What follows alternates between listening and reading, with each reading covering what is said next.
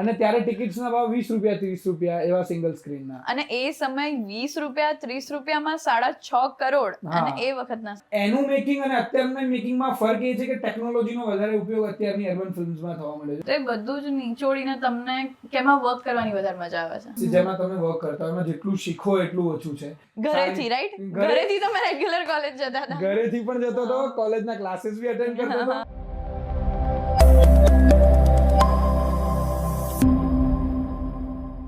તો કેમ છો નીરવ? એકદમ મજામાં છે. કાશ તમે કેમ છો? એકદમ મજામાં. તમારી ફિલ્મ શ્રીમાન શ્રીમતી જોઈ ઇઝ અમેઝિંગ.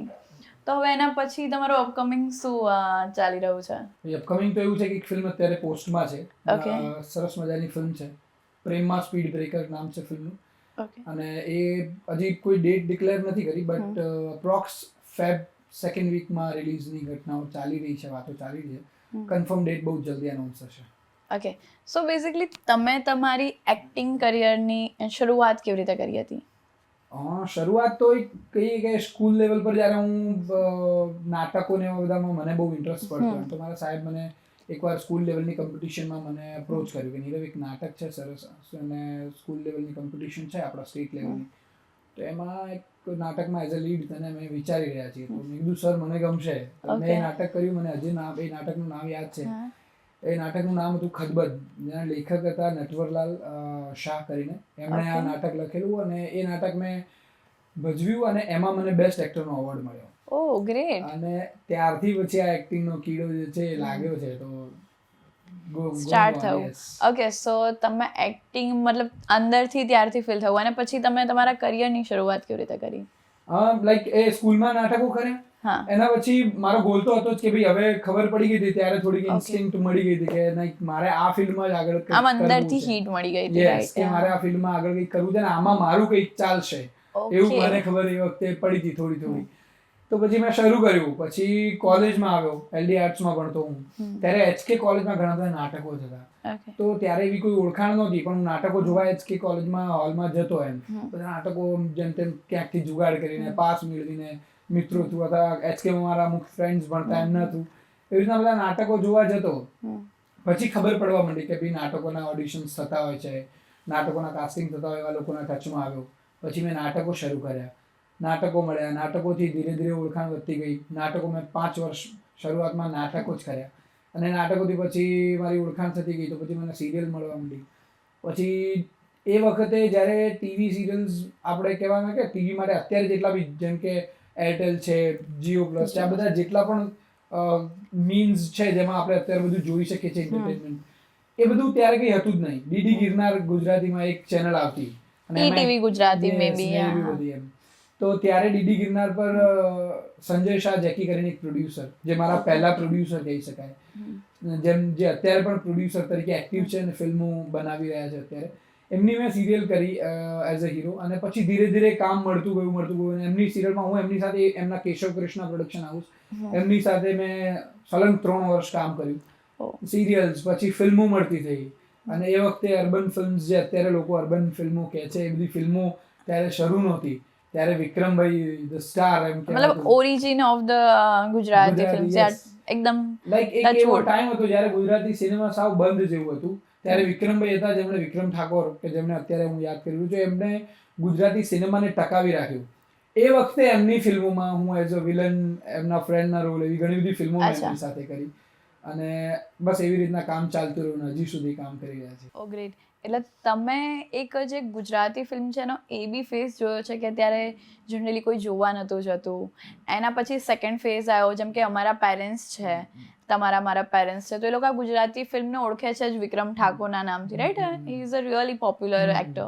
તો તમે એક એ વાળો ફેઝ જોયો, એના પછી આ જે થર્ડ ફેઝ આવ્યો જે અર્બન લાઈક સેકન્ડ જેન ગુજરાતી ફિલ્મ્સ બની રહી છે એનું જો, તો તમે આમ લાઈક 3 જનરેશન ગુજરાતી ફિલ્મની જનરેશન જોઈને આગળ આવ્યા છો. હા, એટલે જનરેશન જોઈ મારી એટલી એજ નથી. એકચ્યુઅલી મેં કીધું ને કે મેં સ્કૂલ લેવલથી શરૂ કર્યું. એટલે એ ટાઈમ જ્યારે મેં વિચાર્યું કે મારે ફિલ્મ ઇન્ડસ્ટ્રીમાં આવવું છે ત્યારે like it was very new for me. પણ ગુજરાતી સિનેમામાં ઓડિયન્સ જતું હતું સિંગલ સ્ક્રીનમાં. અને Okay. અત્યારના સિનેમાઝમાં 100 સીટ 200 સીટના સિનેમામાં જો 200 સીટમાંથી 150 લોકો બી આવી જાય તો હાઉસફુલ નું બોર્ડ લગાવી દેતા હોય છે. લોકો આવા સોશિયલ મીડિયા પર બધું કહેતા હોય છે કે મારો ફિલ્મનો શો હાઉસફુલ છે આ તે.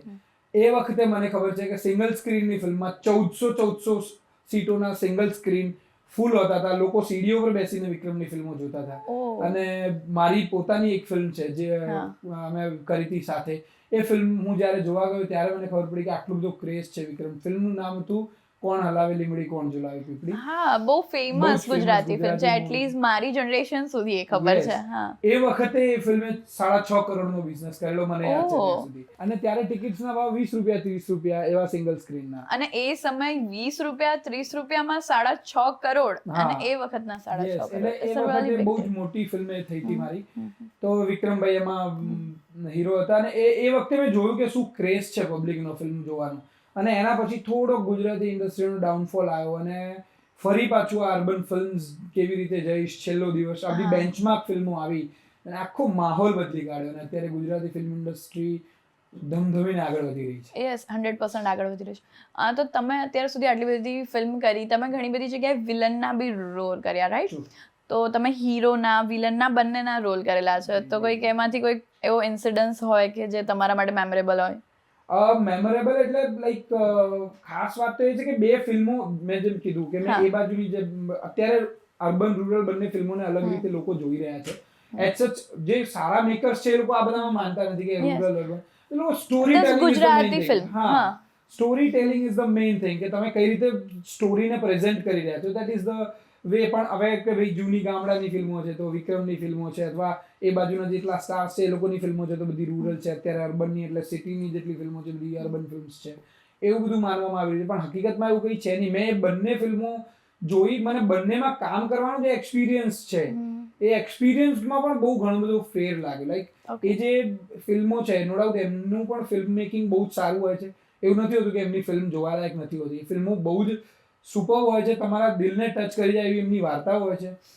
પણ એનું મેકિંગ અને અત્યારના મેકિંગમાં ફરક એ છે કે ટેકનોલોજીનો વધારે ઉપયોગ અત્યારની અર્બન ફિલ્મ્સમાં થવા મળ્યો છે. વધારે અપગ્રેડેડ કેમેરાઝ, અપગ્રેડેડ ટીમ સાથે, નોલેજેબલ ટીમ સાથે કામ કરવામાં આવી રહ્યું છે. સો ફિલ્મ મેકિંગ થોડું વધારે સારું થઈ રહ્યું છે. સારી ફિલ્મો બની રહી છે. એટલે એ એક્સપિરિયન્સીસ બંનેના એક્સપિરિયન્સ સાથે મેચ કરતા કામ કરવું એ બધું મેં જોયેલું છે. એટલે મને પર્સનલી અત્યારનો સમય પણ એટલો જ સરસ અને એ ટાઈમ હતો એનો પણ એક અલગ એક્સપિરિયન્સ, અલગ ચામ હતો એ વખતનો. યસ.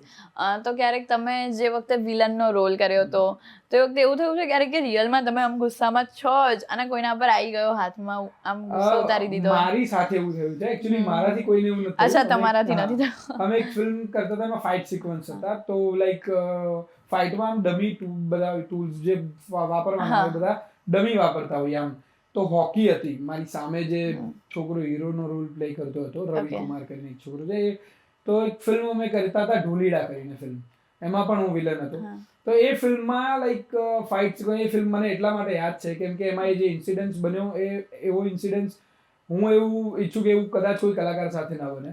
એ ફાઇટ સિક્વન્સમાં ફાઇટ માસ્ટર બધા ડમી લાવેલા સાથે ડમી વસ્તુઓ બધી પણ અનલકલી ખ્યાલ ના રહ્યો ફાઇટ માસ્ટરને. એની હાથે જે રિહર્સલ્સ કરવામાં પણ ડમી યુઝ ના થયું. ઓરિજિનલ સ્ટિકથી જે ફાઇટ સિક્વન્સ શરૂ થઈ ગઈ અને મને પણ ખ્યાલ નહીં કે એમની હાથમાં ઓરિજિનલ સ્ટિક છે અને આમ ઉપર મારા માથા પર મારવાનો સીન હતો એમ. તો લાઈક અહીંયા આવીને રોકી દેવાનું. But hero was very new. એ પહેલી જ વાર ફિલ્મ કરતા હતા. તો એમણે રિયલમાં સ્ટિક આવવામાં આવી અને લકીલી મને ત્યારે નજીકથી જ્યારે સ્ટિક જોઈ ત્યારે ખબર પડી તો મેં માથું લઈ લીધું. પણ સ્ટિક અહીંયા આવીને મારા હાથ પર વાગી અને મારો આ હાથ 2 દિવસ સુધી આમ સોજાયેલો રહ્યો અને ઓ માય ગોડ, બીકોઝ એમણે એકદમ ફૂલ ફોર્સમાં માર્યો છે. અને 2 દિવસ સુધી હું શૂટિંગ અટેન્ડ નહોતો કરી શક્યો. મને ત્યાંથી હોસ્પિટલ લઈ ગયા અને લગભગ બેભાન જેવી હાલત હતી મારી. બહુ જ ખતરનાક ફોર્સ સાથે સ્ટિક આવીને મને અહીંયા વાગી હતી. એટલે એ ઇન્સિડન્સ બહુ જ ભયાવહ ઇન્સિડન્સ છે મારી લાઈફમાં. મને હજી યાદ છે. ઓકે. સો તમે આટલી બધી મૂવીઝ કરી, સિરિયલ્સ કરી, એમાં સૌથી ફેવરેટ જે રોલ હોય જે તમને મળ્યો છે એ કયો હતો? એ તો અત્યારે જે મેં લેટેસ્ટ એક ફિલ્મ કરી છે તમે અત્યારે વાત તમે જોઈ છે શ્રીમાન શ્રીમતી. એમાં મેં જે રોલ કર્યો છે મને બહુ ગમે છે. અચ્છા, તો તમે થોડોક અમારા ઓડિયન્સને એના વિશે ડિટેલમાં કહી શકો કે તમને એ વધારે કેમ ગમે છે? ઓડિયન્સને હું શ્રીમાન શ્રીમતી ટૂંક સમયમાં OTT પર આવી જશે. તો તમે અત્યારે કંઈ કહીશ તો તમને ફિલ્મ જોવાની મજા નહીં આવે, પણ હા થોડું કહી દઉં કે મારા ફેવરેટ એક્ટર છે ગોવિંદા બોલિવૂડથી, અને એક એમના ટચનો રોલ આ ફિલ્મમાં મારો હતો, એટલું જ કહીશ અત્યારે ઓડિયન્સને. એટલે મને એ પ્લે કરવાની ખૂબ મજા પડી. ઓકે, સો તમે ફિલ્મમાં વર્ક કર્યું છે, તમે સિરિયલ્સમાં વર્ક કર્યું છે, તો ઓલ ઓવર કે તમને અને તમે અર્બન મૂવીઝમાં વર્ક કર્યું છે, રૂરલ મૂવીઝમાં વર્ક કર્યું છે, સો તમારી જોડે ગુજરાતી ફિલ્મ ઇન્ડસ્ટ્રીનો આમ બધો જ એક્સપિરિયન્સ છે, તો એ બધું જ નિચોડીને તમને કેમાં વર્ક કરવાની વધારે મજા આવે છે? એક્સપિરિયન્સ તો એજ સચ એવું છે કે આ ઇન્ડસ્ટ્રી અથવા કોઈ પણ એક ઇન્ડસ્ટ્રી જેમાં તમે વર્ક કરતા હોય એમાં જેટલું શીખો એટલું ઓછું છે. બટ હા, મને વધારે કામ કરવાની મજા અત્યારની ટેકનોલોજી સાથે, અત્યારના જેટલા બી નવા ડિરેક્ટર્સ, નવા પ્રોડ્યુસર્સ અને નવી નવી ટીમ, જેટલા એન્થુઝિયાસ્ટિક લોકો, નવા લોકો ઇન્ડસ્ટ્રીમાં ભણી લખીને આવી રહ્યા છે, ઇન્ડસ્ટ્રી વિશે પ્રોપર નોલેજ સાથે ઇન્ડસ્ટ્રીમાં આવી રહ્યા છે, એમની સાથે કામ કરવાની એટલા માટે મજા આવે છે કારણ કે એ લોકો બહુ વેલ પ્રિપેર્ડ હોય છે પોતાની સ્ક્રિપ્ટ પર, પોતાના ક્રાફ્ટ પર, અને એમને શું કરવું છે, દે આર વેરી આમ કહેવાય ને કે કોન્ફિડન્ટ. તો આપણને એમની સાથે કામ કરવાની એટલા માટે મજા આવે કારણ કે એક એક્ટર તરીકે તો પોતાની સ્ક્રિપ્ટ પર તમે વધારે ફોકસ કરીને કામ કરી શકો. બાકી જૂની પણ ફિલ્મો બનતી હતી, એ લોકો પણ નબળા નહોતા, જે લોકો સારી ફિલ્મો કરતા હતા, પણ એમાં શું હતું કે ઘણા બધા નોમ્સ ઘણી બધી જગ્યાએ કદાચ કંઈક એડજસ્ટ કરવાનું પણ આવે. પણ આ અત્યારની જેટલી ન્યૂ એજ ફિલ્મ્સ જેટલી બની રહી છે એ બધામાં એ છે કે તમે તમારા ક્રાફ્ટ પર, તમારી સ્ક્રિપ્ટ પર, તમારા સીન્સ પર તમે ફોકસ કરી શકો, તમે વધારે પ્રિપેર કરીને તમે સ્ક્રીન, કારણ કે એ લોકો તો ઓલરેડી પ્રિપેર છે, તમારે એ રીતે પ્રિપેર થઈને જવાનું છે કે એ લોકોને પણ લાગે કે ના, સારી ટીમ સાથે આપણે લોકો ભેગા થઈને કામ કરીએ. 100%. સો તમે બહુ બધા નાટક કર્યા છે, રાઈટ? ફર્સ્ટ તમે સ્ટાર્ટિંગ નાટકથી કર્યું હતું, તો જનરલી આપણે મૂવી યા ફિર કંઈક સિરિયલ કરતા હોય છે શૂટ, તો એમાં તમે રીટેક લઈ શકો છો, એમાં તમે ડાયલોગ ફરીથી યાદ કરી શકો છો, પણ નાટકમાં એવો કોઈ ઇન્સિડન્સ થયો છે, કોઈ ફની ઇન્સિડન્સ થયો હોય તમારી જોડે, તો can you please share it? નાટકમાં તો અવારનવાર એવા બધા ઇન્સિડન્ટ્સ થતા રહેતા હોય છે કારણ કે નાટક એક એવી વસ્તુ છે ને કે જે ઓડિયન્સ માટે બહુ જ લાઈવ હોય છે અને એક્ટર્સ માટે પણ સખત લાઈવ, કારણ કે જેમ તમે કીધું કોઈ પણ પ્રકારનું રીટેક હોતો નથી નાટકમાં. તમે નો ડાઉટ નાટકના રિહર્સલ્સ મહિનો, દોઢ મહિના સુધી રિહર્સલ્સ થતા હોય છે, એટલે બહુ જ પ્રોપર રીતના તૈયારી સાથે અમે લોકો સ્ટેજ પર આવતા હોઈએ કારણ કે ઓડિયન્સ એટલી બધી, અત્યારની જે ઓડિયન્સ છે તો એટલી બધી સ્માર્ટ ઓડિયન્સ છે કે જે નાની ભૂલ હોય, ભલે એક્ટર બતાવે નહીં, પણ ઓડિયન્સને ખબર પડી જાય કે અહીંયા ક્યાંક કંઈક મિસ્ટેક થઈ છે. 100%. તો એમાં ફની ઇન્સિડન્ટ્સ એવા થતા હોય કે લાઈક ઇમ્પ્રોવાઇઝેશનના, લાઈક બે એક્ટર્સ છે, હવે સાથે માનો કે આપણે બંને સાથે કોઈ સીન કરી રહ્યા છીએ અને તમારો કોઈ ડાયલોગ છે ને કંઈક એવું થયું કે તમે થોડા ક્યાંક બ્લેન્ક થઈ ગયા અને તમે એક લાઈન અથવા બે લાઈન ભૂલી ગયા. હવે એ જ ક્યુ પરથી મારી લાઈન આવતી હોય અને મારી ક્યુ પરથી બીજા એક્ટર્સની લાઈન આવતી હોય, તો એ ન થાય ત્યારે શું?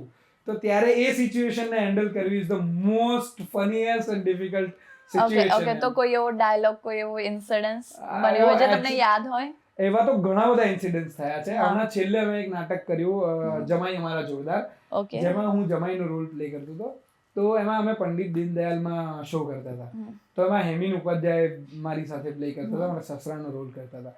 તો મારાથી જેવું થઈ ગયું, મારાથી એક જે લાઈન હોય મિસ થઈ ગઈ, તો હેમિનભાઈ એકદમથી ઇમ્પ્રોવાઇઝ કરીને આખી નવી વસ્તુ ઊભી કરી દીધી, ક્રિએટ કરી દીધી, જેના કારણે હું પાછો એ ફ્લોમાં આવી ગયો અને અમે લોકો એ નાટક કન્ટિન્યુ રાખ્યું. એટલે એક જ ડાયલોગ મિસ થયો, પણ એક ડાયલોગની ક્યુ પરથી એમનો ડાયલોગ હતો, તો એમણે સામેથી મને એ હિન્ટ આપી અને આખી કોમેડી રીતે, લાઈક કોમેડી વેમાં બહુ સ્પોન્ટેનિયસલી એ વસ્તુને વાળી લીધી એમ. તો અમે બેકસ્ટેજમાં જઈને પછી બહુ હસતા હોઈએ છીએ એ બધી વસ્તુઓ પર, કારણ કે જો એ વસ્તુ ન ઊભી થાય તો નાટક જ આગળ ના વધે ને. ડાયલોગ પરથી ડાયલોગ મળે, 100%, યા ફિર તમને એક સ્ટોપેજ મળી જાય ત્યાં ગાડી. એટલે એને પબ્લિકને ખબર પડી જાય કે આ લોકોને અહીંયા કંઈક મિસ્ટેક થઈ છે, બટ અમે ભૂલ કરી ને અમને ખ્યાલ છે કે ત્યાં કોઈને એવી ખબર નહોતી પડી કે આ ડાયલોગ મિસ થયો છે ને બહુ જ ઇઝીલી એ નીકળી ગયું. કોઈને, અમને લોકોને એવું હતું કે કદાચ ખબર પડી ગઈ હશે, બટ પછી ઓડિયન્સ રિવ્યુ મળ્યા એટલે ક્યાંય કશે મારી ફેમિલી વાળા પણ હતા, એ લોકોને બી ખબર ના પડી, એટલે આઈ હોપ કોઈને ખબર ના પડી. ગ્રેટ. સો તમે જ્યારે પરફેક્ટલી એવું ચોઇસ કર્યું સ્કૂલ પછી કે હવે મારે એક્ટિંગ જ કરવી છે, તો ત્યારે શું વસ્તુ ફેસ કરવી પડી? લાઈક પેરેન્ટ્સ હોય ને, પપ્પા કંઈક અલગ કે, મમ્મી કંઈક અલગ કે, તમે કંઈક અલગ કરવા માંગો? હા, બહુ જ સારો ક્વેશ્ચન છે આ. એકચ્યુઅલી મેં જ્યારે આ પસંદ કર્યું શરૂઆતમાં કે ભાઈ મારે આ ફિલ્ડમાં આગળ વધવું છે, તો એ વખતે ફેમિલી તરફ, હું બેઝિકલી રાજસ્થાનથી બિલોંગ કરું છું, ઉદયપુર મારું હોમટાઉન છે, તો મારી ગુજરાતી એટલી બધી સારી નહોતી. હું એકચ્યુઅલી 1 થી 10 હિન્દી મીડિયમ સ્કૂલમાં ભણેલો છું અને 11-12 ખાલી ગુજરાતી શીખવા માટે મેં ગુજરાતી મીડિયમ ચૂઝ કર્યું. અને અત્યારે પણ લાઈક ઘણી વાર આમ ગુજરાતી લેંગ્વેજને પ્રોપર રીતના શીખતા મને આટલો સમય લાગ્યો. એ વખતે તો મને કેટલી તકલીફો પડતી હશે. યુ કેન જસ્ટ ઇમેજિન કે એ ટાઈમમાં નાટક કરવું, જે ખદબદ નાટકની મેં વાત કરી, એ નાટક મેં 11th માં કરેલું. તો શરૂઆતમાં આવે ત્યારે મને ગુજરાતી પ્રોપર આવડતી નહોતી, પણ મારા સરે નાના એક પાત્રી અભિનય મેં હિન્દીમાં એમને કરીને બતાવેલા, એમને ગમે કે ના તને લેંગ્વેજ પર એ તો રિહર્સલ કરી એટલે આવડી જશે. તો ખદબદ નાટકમાં લેંગ્વેજની પ્રોફિશિયન્સી એટલી બધી પ્રોપર નહોતી, છતાંય મેં નાટક કર્યું અને મને બેસ્ટ એક્ટરનો એવોર્ડ મળ્યો. પછી બધી તકલીફો મને ઘરમાંથી એટલી બધી કે નહીં આ ફિલ્ડમાં ઓળખાણ નથી, કોઈ ઓળખતું નથી, કોઈ બેકઅપ નથી, તું કેવી રીતે તું કરીશ, અને આમાં ઓળખાણવાળા લોકોનું જ કામ છે આ તે. અમારે સ્કૂલ છે બેઝિકલી, અમારો પોતાનો બિઝનેસ, અમારી પોતાની સ્કૂલ છે. તો છેલ્લા 25 વર્ષથી મારા ફાધર સ્કૂલના પ્રિન્સિપલ છે, ટ્રસ્ટી છે અમે લોકો. તો પપ્પા કહે કે ભાઈ તું અહીંયા ફોકસ કર ને, એકનો એક દીકરો છે, તું સ્કૂલ તરફ ફોકસ કર, તું તારી સ્ટડીઝમાં ફોકસ કર, તો તારે ડિગ્રી લઈને પછી સ્કૂલ સંભાળવાની છે. મેં કીધું એ બધું તો કરીશું જ, ક્યાં ના છે, ફેમિલી બિઝનેસ છે અને ફેમિલી આટલા સમયથી રન કરતી આવી છે તો એ તો કરવાનું જ છે. પણ મારું જે પેશન છે એટલે મારે એક્ટિંગ તો કરવી જ છે. તો શરૂઆતમાં એ લોકોને મારી પર ટ્રસ્ટ નહોતો કે ભાઈ આ નહીં કરી શકે કેમ કે આને ગુજરાતી પ્રોપર નથી આવડતી. But I tried. મેં ઘણા બધા નાટકો ખાલી લેંગ્વેજ શીખવા માટે શરૂઆતમાં લોકોના રિહર્સલ, હું નાટકમાં ના આવું તો પણ બેક સ્ટેજમાં જતો ત્યારે બી બીજા એક્ટર્સના સીન્સ હોય તો પણ હું વાંચું ફ્રી ટાઈમમાં.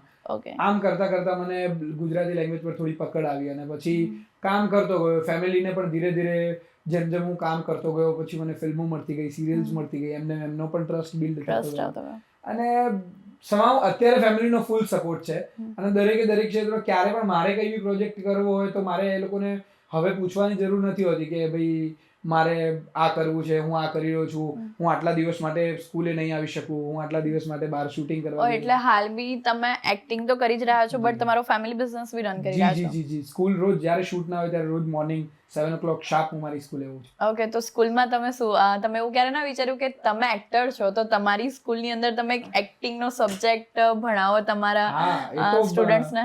યસ. અને એવા કોઈ સ્પેશિયલ ક્લાસીસ ચાલતા હોય યા ફિર પ્રોપરલી લાઈક એક્ટરની સ્કૂલ તો મે બી એક્ટિંગ સ્કૂલ કે વધારે પડતા નાટકો કે એવું કંઈ? હા, નાટકો અમે એક્સેપ્ટ એવા કોઈ ક્લાસ નથી ચલાવ્યા એક્ટિંગના, નો ડાઉટ અમે વચ્ચે ટ્રાય કરેલો. પણ હું જે એરિયામાં અમારી જે એરિયામાં સ્કૂલ છે ત્યાં લાઈક બહુ જ લો મિડલ ક્લાસ પબ્લિક છે. હવે એ લોકોની પેરેન્ટ્સને સમજાવવા ઇટ્સ ટુ ડિફિકલ્ટ. એ લોકોને કે ભાઈ ભણવા આવે છે બાળકો કે આ બધું કરવા આવે છે, એ લોકોની મેન્ટ, કારણ કે એમના પેરેન્ટ્સ બટ એટલા લિટરેટ નથી કે એ લોકો આ વસ્તુને પ્રમોટ કરી શકે. તો એ લોકોને શરૂઆતમાં મને બહુ તકલીફ પડી હતી. મેં પણ વિચાર કરેલો કે ભાઈ એક્ટિંગ ક્લાસ કરાવડાવીએ, પણ ના, પેરેન્ટ્સ તરફથી એટલો સપોર્ટ ન મળ્યો. તો અમે એન્યુઅલ ફંક્શન્સમાં કરીએ કે ભાઈ એન્યુઅલ ફંક્શનમાં કોઈ નાટક હોય તો પછી હું મારા સ્ટુડન્ટ્સને તૈયાર કરાવું અને પછી સરસ નાટક. તમે એઝ અ લાઈક તમે હાલ શું પોસ્ટ ઉપર વર્ક કરો છો? હું ઇંગ્લિશ મીડિયમ સ્કૂલમાં પ્રિન્સિપલ છું હાલમાં, અને મારા ફાધર હિન્દી મીડિયમ સ્કૂલમાં પ્રિન્સિપલ છે અને અમે લોકો જોઈન્ટલી આ school. So I thought as a principal તમે તમારા સ્ટુડન્ટને ઇંગ્લિશ તો શીખવાડો છો બટ એન્યુઅલ ડે પર તમે એક ડ્રામા શીખવાડી રહ્યા છો. તો આઈ થોટ તમારા સ્ટુડન્ટને બહુ મજા આવતી હશે. Yes of course. અને મને ઘણી વાર એવું ફીલ થાય કે લાઈક મારા સ્ટુડન્ટ્સને મારાથી બહુ બધી અપેક્ષાઓ છે. સ્કૂલના જેટલા બી વિદ્યાર્થીઓ છે, મારો કોઈ પણ પ્રોજેક્ટ આવે તો સૌથી પહેલા એ લોકો જોઈ કાઢે અને એ લોકોની કમેન્ટ્સ હોય. મારા યુટ્યુબમાં જેટલા બી મ્યુઝિક વિડીયોઝ છે એમાં એ લોકોની કમેન્ટ્સ હોય કે મારા ઇન્સ્ટા પોસ્ટ પર એ લોકો ફોલો કરતા. તો હું ઘણી વાર એમને કહું ભાઈ તમે ઇન્સ્ટા જોવાનું બંધ રાખો, ભણવામાં ધ્યાન આપો.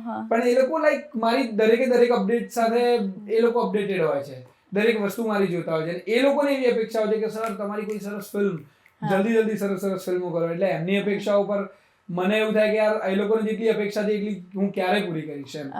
તો મજા આવે. છોકરાઓને પણ મારાથી ઘણી બધી અપેક્ષાઓ છે અને હું પણ એ લોકોની અપેક્ષા પૂરી કરવા માટે મહેનત. સો મે બી અત્યારે તમને જોઈ રહ્યા છે. યસ. તો તમે કયો સબ્જેક્ટ ભણાવો છો તમારી સ્કૂલમાં? હું ભણાવતો નથી એકચ્યુઅલી. મેં શરૂઆતમાં જ્યારે સ્કૂલ જોઈન કરી ત્યારે હું ભણાવતો હતો. છેલ્લા સમજો ને કોરોનાથી પણ 2 વર્ષ પહેલા, એટલે 7 વર્ષથી હું નથી ભણાવી રહ્યો. ઓકે, કયો સબ્જેક્ટ તમે ભણાવી રહ્યા? હું ત્યારે ઇંગ્લિશ ભણાવતો હતો. મેં ઇંગ્લિશથી મારો મેઇન સબ્જેક્ટ ઇંગ્લિશ હતો. ગ્રેજ્યુએશન, બીએડ બધું મેં ઇંગ્લિશ સબ્જેક્ટ સાથે કર્યું છે. ઓકે, તો તમે જ્યારે કોલેજ ટાઈમમાં હતા અને ત્યારે તમે કહે ને 11th માં ફર્સ્ટ ડ્રામા કર્યો અને પછી કોલેજ, તો ત્યારે એવું થતું હતું કે તમે કોલેજ બંક કરો એન્ડ તમારા કંઈક ડ્રામા યા ફિર તમારા એક્ટના રિલેટેડ વસ્તુ હોય અને તમે ત્યાં જતા રહો? ઘણી ટાઈમ એવું યા ફિર તમે કોલેજ જ નહોતા જતા? ના કોલેજ જતો તો હું, રેગ્યુલર કોલેજ જતો તો. કદાચ ઘરેથી, રાઈટ? ઘરેથી તમે રેગ્યુલર કોલેજ જતા હતા? ઘરેથી પણ જતો તો, કોલેજના ક્લાસીસ બી અટેન્ડ કરતો હતો, અને ટોપ જે એટેન્ડન્સ વાળા છોકરાઓ હતા એમાં 1 થી 5 માં મારો પણ નંબર આવતો. એટલે આમાં ટીચર ને તમે કઈક એવું જરાય નહીં. મેં જેન્યુઇનલી ક્લાસીસ ભર્યા છે. હા, નો ડાઉટ બંક પણ કર્યા જ છે, નથી કર્યા એવું પણ નથી. મેં ક્લાસીસ બંક પણ કર્યા છે, પણ એ કામ ના ભોગે કે લાઈક કોઈ વાર નાટકના રિહર્સલ હોય ને એવું લાગે કે ભાઈ સાહેબને મેં એડવાન્સમાં કીધું ભાઈ મને રજા જોઈશે ને એ ના પાડે, તો પછી હું એમને કીધા વગર કોલેજ, ઘરેથી કોલેજ કહીને નીકળું, પણ હું ત્યાંથી.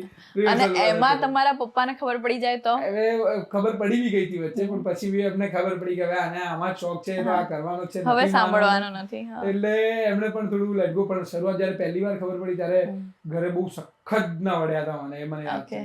બહુ જોડ્યા હતા. એ બંક, જો કે એ ટાઈમમાં, અમારા ટાઈમમાં કોલેજમાં 2007-8 માં હું કોલેજ કરતો હતો, તો એ વખતે લાઈક બંક કરવું ને એ બધા માટે બહુ હિંમત જોઈતી એમ. છોકરાઓ એટલું બધું અત્યારની જેમ નહીં કે ભાઈ યાર ચલો જાઓ ને કોલેજમાં. ત્યારે અમારા સાહેબો એલડી આર્ટ્સમાં સર ટીચર, અમારા પ્રિન્સિપલ સર મહિપત ચાવડા સરને હું અત્યારે યાદ કરવા માંગીશ. મને યાદ છે એમનો હું ફેવરેટ સ્ટુડન્ટ રહ્યો છું. એટલે એમને એ જેટલા સ્ટ્રિક્ટ હતા કોલેજમાં, એમને બધા સ્ટુડન્ટનું નામ સાથે ખબર હોય, કયો વિદ્યાર્થી ક્યારે કોલેજ આવી રહ્યો છે નથી, એટલા અપડેટેડ રહેતા હોય દરેક સ્ટુડન્ટ્સ માટે. પણ હું ક્યારેક ના આવ્યો હોય અને એમને ખ્યાલ પડ્યો તો એ પર્સનલી જ્યારે મને જોયો ત્યારે કે નીરવ હવે તમે પણ બંકવા મારવા માંડ્યા છો, એવી રીતે મને પર્સનલી કે. એટલે બહુ જ પ્રેમ મળ્યો છે મને કોલેજમાંથી પણ. એટલે એવા બધા ઇન્સિડન્ટ્સ કોલેજમાં બહુ બધા બન્યા છે. બંક મારવાના, નાટકોના રિહર્સલમાં જવાના, શૂટિંગમાં જવાના. કારણ કે ઘરેથી પણ પરમિશન, મેં શરૂઆતમાં કીધું એમ, એ લોકોનો સપોર્ટ એટલું બધું નહોતું એમ. તો હું સ્કૂલ કોલેજ આવરમાં આવી રીતના જઉં અને પછી. અને ત્યારે મનમાં એવો ડર બી હશે કે યાર ખબર પડી જશે અને તમારું એક 100% બી આપવાનું એક્ટમાં. જ્યારે મેં પહેલું કમર્શિયલ નાટક કરેલું ત્યારે રિહર્સલ માટે આવું બહુ થતું. લાઈક એ નાટકના રિહર્સલના ઇનિશિયલ બેઝ પર લાઈક ફ્રાઈડે, સેટરડે, સન્ડે 3 દિવસ રિહર્સલનું નક્કી કરેલું. પછી બીજા બધા એક્ટર્સને એવું હતું કે સવારનો ટાઈમ ફાવે એવો હતો, અને મને સવારનો ટાઈમ મારો કોલેજનો, એટલે મને ફાવે નહીં. તો મેં ડિરેક્ટરને કીધું કે સર કંઈક આગુબાજુ કરો. તો એમાં બધા એક્સપિરિયન્સ એક્ટર હતા, તો એ લોકોને ટાઈમ ફાવે એવો નહોતો, ઇવનિંગનો, નૂનનો એવો કંઈ, તો સવારનું જ રાખવું પડે એમ હતું. મેં કીધું સારું. તો પછી એ ટાઈમમાં મારે આ ફ્રાઈડે, સેટરડે 2 દિવસની જે બંક કોલેજમાંથી મારવાની હોય એ અઘરી પડી જતી. તો બી હું મારીને જતો ને રિહર્સલ. પપ્પાને લોકોને ખબર જ નહીં હું રિહર્સલમાં જઉં છું, પપ્પાને એમ જ કે કોલેજ જઈ રહ્યા છો. પણ પછી જ્યારે નાટક તૈયાર થઈ ગયું, જો કે એ તો શરૂઆતના લગભગ 10 દિવસ, મતલબ પહેલા 2-3 વીક જ એવી તકલીફ પડી ફ્રાઈડે, સેટરડે વાળી. પછી તો બધાને ટાઈમ ફાવ્યો અને પાછળ સાંજનો ઇવનિંગનો ટાઈમ કર્યો, એટલે એ નાટકના રિહર્સલને બધું પત્યું.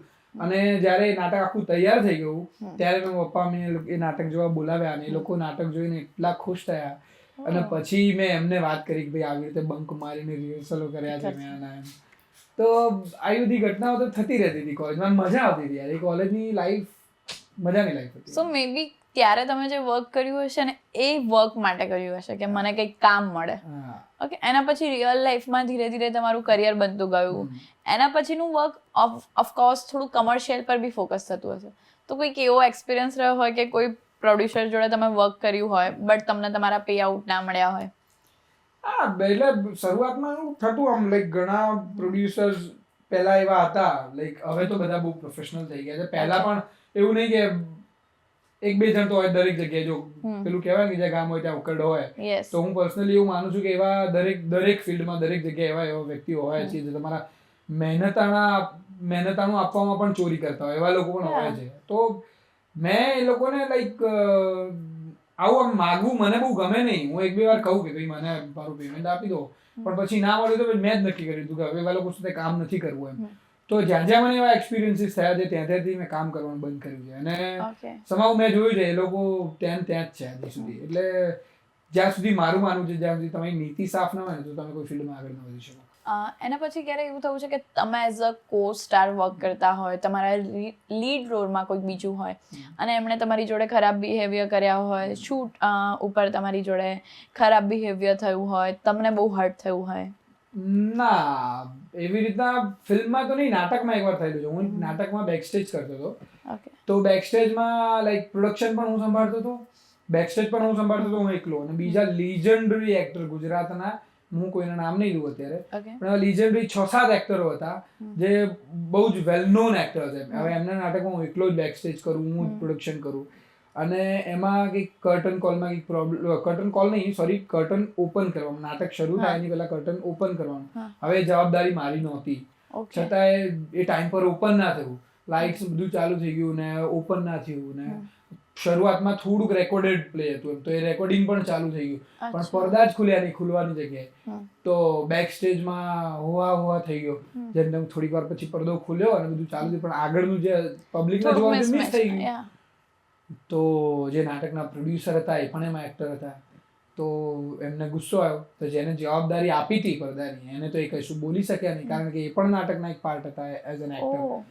તો એ આવીને સીધા મારા પર બગડ્યા, મને ગુસ્સો બતાવવા માંડ્યા અને મને કહેવા માંડે કે આ શું કરી નાખ્યું, આમ નથી એમ. પછી મને ખબર હતી કે આ મારી અહીંયા કંઈ ભૂલ નથી, તો પણ એ ટાઈમે મને ત્યારે કશું બોલવાનું યોગ્ય ન લાગે, એટલે હું કશું બોલ્યો નહીં, શાંતિથી સાંભળી રહ્યો, ને બધો ગુસ્સો બધો એમને ઠંડો પડ્યો. પછી એમને જ પછતાવો થયો અને એમણે જ આવીને મને કીધું સોરી, આ મારી ભૂલ હતી, આમ તેમ. બટ એ મને પર્સનલી બહુ હર્ટ થયું હતું યાર, કે તમે, મારું એવું માનવું છે કે જ્યારે તમે કામ માટે ભેગા થયા છો પર્સનલી, તો એ કામ માટે બધાએ સજાગ રહેવું જોઈએ, અને જો કોઈની ભૂલ થઈ જાય છે તો ખુલ્લેઆમ કહી દો ને કે ભાઈ તમારી ભૂલ છે, આવું બીજી વાર ના થવું જોઈએ. અને એટલીસ્ટ કોઈની ભૂલ બીજાની છે ને કોઈના પર આપણે ઉતારીએ, ઇટ્સ નોટ અ ફેર. હા, એટલે that was very wrong behaviour at that time, પણ પછી એમને પણ પસ્તાવો હતો, એટલે ઇટ્સ ઓકે. કોઈ વાર એવું થયું છે આટલા બધા રોલ કર્યા પછી, આટલા બધા એક્ટ કર્યા પછી એવું ફીલ આવ્યું હોય કે યાર શિટ, મેં એક્ટ કેમ કરી નાખ્યું? હા, એવું થયું છે. મેં એક ફિલ્મ કરી હતી, ફિલ્મનું નામ હું નહીં દઉં, પણ મારી પહેલી એવી ફિલ્મ જે મલ્ટીપ્લેક્સમાં રિલીઝ થઈ હતી. અચ્છા, તમે એમાં કયા રોલમાં હતા? હું એમાં એક ઇન્સ્પેક્ટરના રોલમાં હતો, અને મારી લાઈફનો સૌથી આમ કહેવાય ને કે ખરાબ પ્રોજેક્ટ કહી શકો. તો મને એ ફિલ્મ જોયા પછી પણ એવું લાગ્યું કે આ ફિલ્મ મેં શું કામ કરી હશે, કેમ કરી હશે. એટલે કે એ મારું આમ કહી શકાય ને કે કેવું ડિસિઝન હતું એ ટાઈમે. કોઈ ફિલ્મ જોઈને, કોઈ રોલ કર્યા પછી, આટલા બધા રોલ કર્યા પછી હજુ એવું ફીલ આવે છે કે યાર હું છું જેણે આ રોલ કર્યો, લાઈક અંદરથી એ ફીલ આવતી હોય કે આઈ કાન્ટ બિલીવ કે આ હું જ છું. હા, એવું નથી થતું, પણ હા એવું થાય ઘણી વાર, જોયા પછી સેલ્ફ ડાઉટ ઘણી બધી વાર થાય, ડાઉટ બી થાય, અને એવું પણ થાય કે આમ ફિલ્મ જ્યારે સ્ક્રીન પર પોતાને જોતા હોય ત્યારે થાય કે યાર આના કરતા સારું કરી શક્યો, આ કેમ આવું કર્યું મેં યાર. ના, મારું લાઈક પૂછવાનું તમને કંઈક એવા વેમાં હતું કે કોઈક એક્ટ કર્યા પછી તમને એવું ફીલ આવ્યું હોય કે ઓ માય ગોડ, હું જેટલું અંદરથી વિચારતો હતો એના કરતા બી સારું મેં કંઈક આપી દીધું હોય, અને રિયલી આ હું જ છું, આ વસ્તુ મેં જ આપી, એવું કંઈક કર્યા પછી ક્યારે ફીલ આવ્યું તમને? હા, એવું મારા મ્યુઝિક વિડીયોઝ છે યુટ્યુબ પર, એમાં 2-3 સોંગ્સ એવા છે કે જે જેમાં કામ કર્યા પછી મને એ વખતે એટલી બધી એક્સપેક્ટેશન નહોતી કે આ સોંગ્સ આટલા બધા ચાલી જશે અને સોંગમાં આટલું બધું લોકોને એટલું બધું ગમશે. તેવા 1-2 સોંગ્સ છે જે એટલા બધા ચાલ્યા કે લોકોએ એની પર પોતાની લાઈક એ સોંગની જે સ્ટોરી છે, ડિટ્ટો એવી ને એવી સ્ટોરી મેરેજ ફંક્શનમાં એક લાઈક 2-3 જણા ગ્રુપમાં સેમ સોંગની સ્ટોરી ભજવી સ્ટેજ પર. મતલબ કઈ શું સ્ટોરી હતી એમાં? એક સોંગ છે જીવ હથેળી પર, તારા રે ભરોસે સોંગનું નામ છે, એની લાઈન છે જીવ હથેળી પર મૂકી દીધો તારા ભરોસે, એ સોંગ છે. હવે એ સોંગ અત્યારે 70 મિલિયન વ્યૂઝ છે યુટ્યુબ પર, 7 કરોડથી વધારે વ્યુઅર્સ છે સોંગના યુટ્યુબ પર. એ સોંગમાં જે વાર્તા છે એ બહુ જ ઇમોશનલ વાર્તા છે, હાર્ટ ટચિંગ લવ સ્ટોરી છે, જેમાં છોકરી એને ડીચ કરે છે છોકરાને.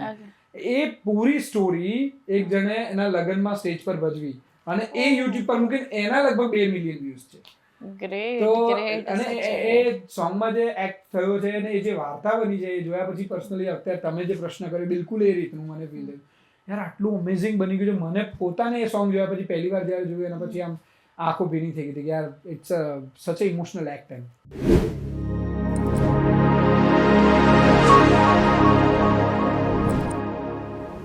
Rapid Fire with Neerav, presented by Hurricane. So, Neerav, are you ready? Yes, I'm ready. Okay. So, your first date? First date? Yeah. Oh, it was like in my school times. Okay. કોઈક એવી વસ્તુ કે જેમાં તમે બહુ ખરાબ રીતે શરત હારી ગયા હોય? કોલેજ ટાઈમ્સમાં. હા. ક્યારે ગર્લફ્રેન્ડનો બર્થડે તમે મિસ કરી ગયા હોય, ભૂલી ગયા હોય? ગર્લફ્રેન્ડ તો નહીં, પણ મારી વાઈફની બર્થડે એકવાર ભૂલી ગયો હતો. ઓકે, ઠીક છે. સૌથી ખરાબ હોય એવો કુકિંગમાં એક્સપિરિયન્સ તમારો? હા, મેં બનાવવાની કોશિશ કરી હતી પહેલી વાર પૌવા બનાવવાની. ઘરે કોઈ હતું એટલે મેં પૌવા બનાવવાની કોશિશ કરી અને પૌવા અને પાણી ને બધું મિક્સ થઈ ગયું હતું. એ આખો પાવડર જેવું મિક્સચર તૈયાર થયું હતું અને મારે ખાવું પડ્યું હતું. ક્યારે તમે ભૂત જોઈ લીધું હોય? ના, એવો ક્યારે એક્સપિરિયન્સ નતો. ઓકે. અને ક્યારેક આમ તમે આમ ડ્રંક કન્ડિશનમાં સાઇટ ઉપર પહોંચી ગયા હોય? ના ના ના ના, એવું પણ ક્યારે. ગ્રેટ. કોઈની કાર કાં તો વ્હીકલ તમારાથી ભૂલથી ડેમેજ થઈ ગયું હોય ને તમે ત્યાંથી ભાગી ગયા હોય? ભાગ્યો નથી. એક પ્રોડ્યુસરની જ કાર હતી. શૂટ વખતે આમ લાઈક રોડ પરથી રિવર્સ લેતી વખતે ડિવાઈડરથી નીચે ઉતરી ગઈ ને પાછળ થોડું ડેમેજ થઈ ગયું. પ્રોડ્યુસરને એટલું બધું દુઃખ થયું એ જ્યારે પણ મળે ને ત્યારે એવું કે નીરવ અમારી કાર. અત્યારે પણ ક્યારેક મળે ત્યારે એ વાતને યાદ કરું. ક્યારેક એવું થયું છે કે કોઈક વાર ભૂલમાંથી કોઈકનો મેસેજ તમારી ભૂલમાંથી કોઈ બીજાને સેન્ડ થઈ ગયો હોય? Yes, of course. એ તો ઘણી વાર ચેટ કરતા હોય ત્યારે આપણે એકબીજાને કોઈને મોકલતા હોય ઉપર અને પછી એમ્બેરેન્સ કંઈક ફીલ થઈ ગયું હોય? હા, પણ હવે તો નામ મોકલવાનું હોય ને મોકલી દીધું હોય? ના ના, એવું તો કોઈ દિવસ આપણે કશું મોકલ્યું નથી, પણ આ અનસેન્ડ નો ઓપ્શન હવે આવી ગયો એટલે ફટ કરતો અનસેન્ડ થઈ જાય. ઓકે. ક્યારે પોલીસ વેનની પાછળની સીટે બેઠા છો? Never never never. Okay. So Nirav, તમે અમારા શોમાં આવ્યા Mehfil with Mauli. Thank you so much. તમારી જોડે વાત કરીને ખૂબ જ મજા આવી. સેમ યાર, thank you so much Mauli, અને ખૂબ મજા પડી છે. હોપ વેલી આપણે બહુ જલ્દી પાછા મળીશું અને 100% discuss again. 100%. Nice to meet you. Same યાર.